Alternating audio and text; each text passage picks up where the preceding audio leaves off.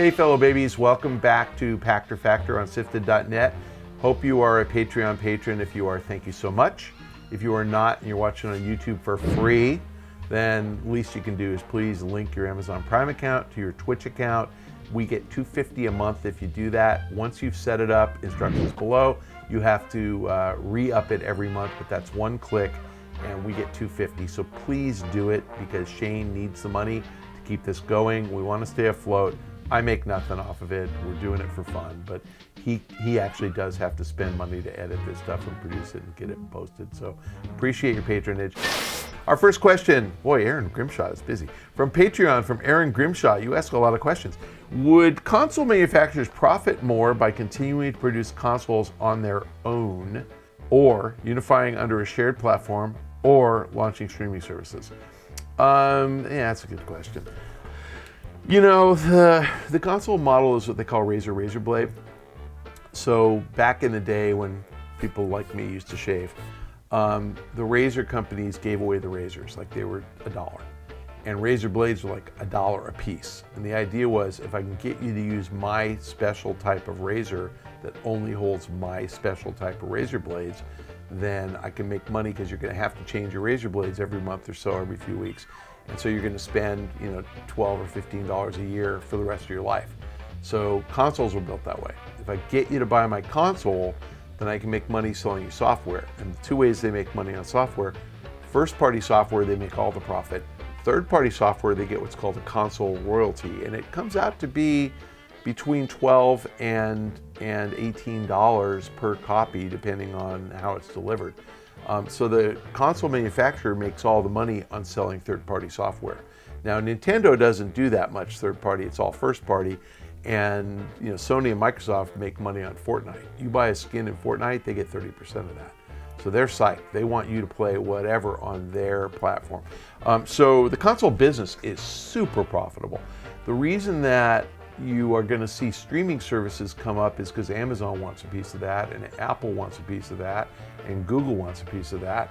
Microsoft's doing it to hold those guys off. Ultimately, you're going to get something like what we're seeing with Epic, 12% instead of 30% from Valve. You're going to see Google and Amazon and Apple undercut the 30% charge for digital downloads on Sony and Microsoft. And so I think that they're going to get their benefits competed away.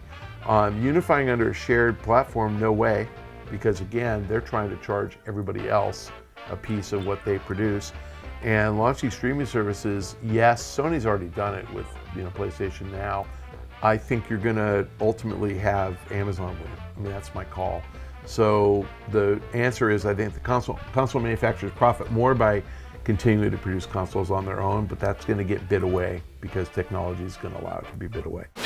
Our next question from Twitter, from @Wobzy. Wobzy, I love you. You like everything I say on Twitter, so thank you. Keep it up. Nintendo scrapped Metroid Prime 4 after it was in development for quite some time and has started the project from scratch with a new team.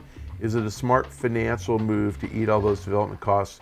Will it release for Switch 2 now, or do you think it will be a bridge game between the two consoles like Breath of the Wild? The answer is that sunk costs are always a smart financial move. Chasing sunk costs where something's bad is a bad idea.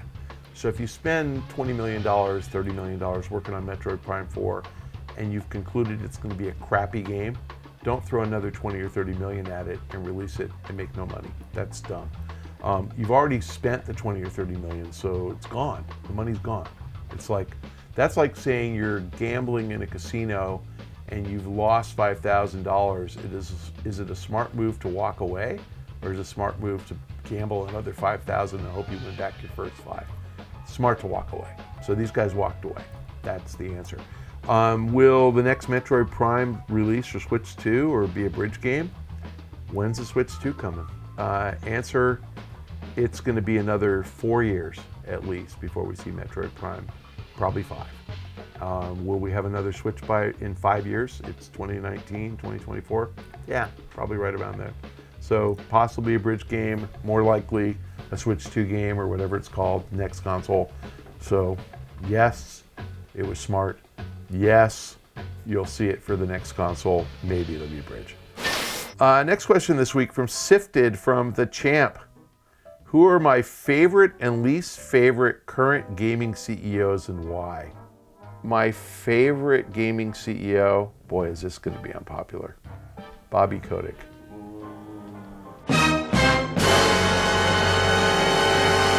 I love Bobby Kotick. And I have to tell you, I'll tell you a cute little Bobby Kotick story. Bobby Kotick has always been the most gracious gentleman to me. Bobby Kotick has had me to dinner in his home. He has invited me to sit on the floor at Laker games. He has reached out directly and asked my opinion about something before more than once. So let me say this. First of all, I think Bobby is super smart because if he hates me, he's hidden that fact quite well. If he hates me and he's sucking up to me so that I will say he's my favorite, it worked. So I gotta say, I will give him points for being the most savvy of the gaming CEOs because he knows how to work the pack. And so he has manipulated me into saying he's my favorite. Who is my least favorite gaming CEO? I would have to say Furukawa at Nintendo, and let me say why. I've never met him. My guess is I never will meet him. I don't know who the guy is. He has no idea who I am. And so he's my least favorite because he don't, give a fuck? He doesn't care. He just doesn't care whether I exist or not. And so I think in reality, I am an insignificant little speck in his universe and it doesn't matter to him at all what I think. And so he's my least favorite because he doesn't recognize the immense power that I have on the Pachter Factor to be able to bash him by saying he's my least favorite. But I don't know the guy. I honestly don't even know what he looks like. I'm not sure I've ever seen a picture of him. I promise you I couldn't pick him out of a lineup. But honestly, I have no idea who he is. Don't know the guy. So I love Bobby. And I got to say, who's the nicest CEO? Yves Guillemot. What a sweetheart. He is just the nicest man ever. And if you ever meet him, he's like got this little smile that just brightens up the room. I mean, so I like him too. Is Andrew Wilson a nice guy? Yes. Is Strauss Zelnick a nice guy? Yes. He is. I mean, everybody's got, these people are successful because they have a skill set that works and they're very good with people and they're all really competent. I don't know, I couldn't even name like the Sega CEO anymore, Square Enix, I don't know those guys. So, there's a lot that I don't know. But the Western guys, I know all of them and they're all great. And if you want to talk about CEO, Insomniac Games, oh my God, Ted is he's the nicest man I've ever met. Fergus Urquhart, oh my God, what a wonderful guy. There are so many, Vince Zampella, he's a great dude. There's so many people who are heads of studios, technically CEOs.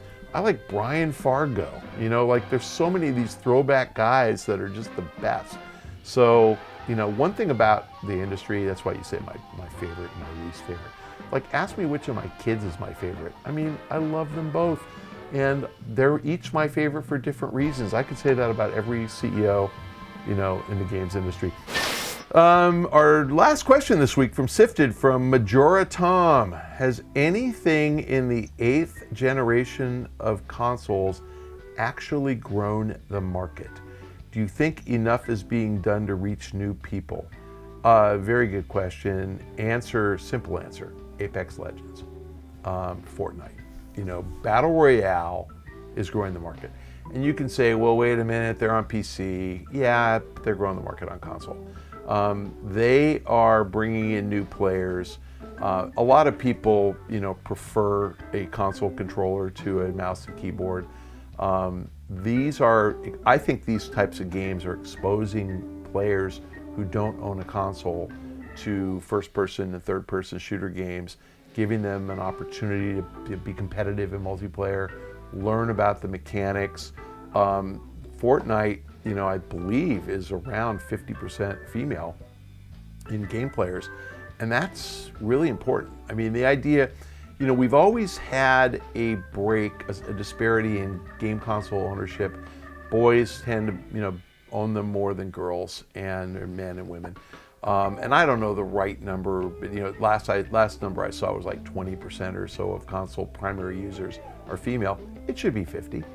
And, you know, I had an earlier question about Dreams. That's a game that should have a lot of appeal to women and men, but it should be more 50-50 as opposed to 20-80. I get that, you know, Gears of War is more of a destroy everything kind of guy game, but I think it's really important that, you know, that women use this, access this entertainment medium as equally as men. I think Fortnite really is a bridge type game that is fun and friendly and collaborative and social and dress up your character, and I just think it's great. I mean, I think it's like, so I think this is really growing the market. I really do. I think Fortnite is really growing the market, and Fortnite then begets a game like Apex. And I don't know the numbers on Apex, it's early. But Apex isn't going to be your classic shooter game that's 80-20, you know, male-female.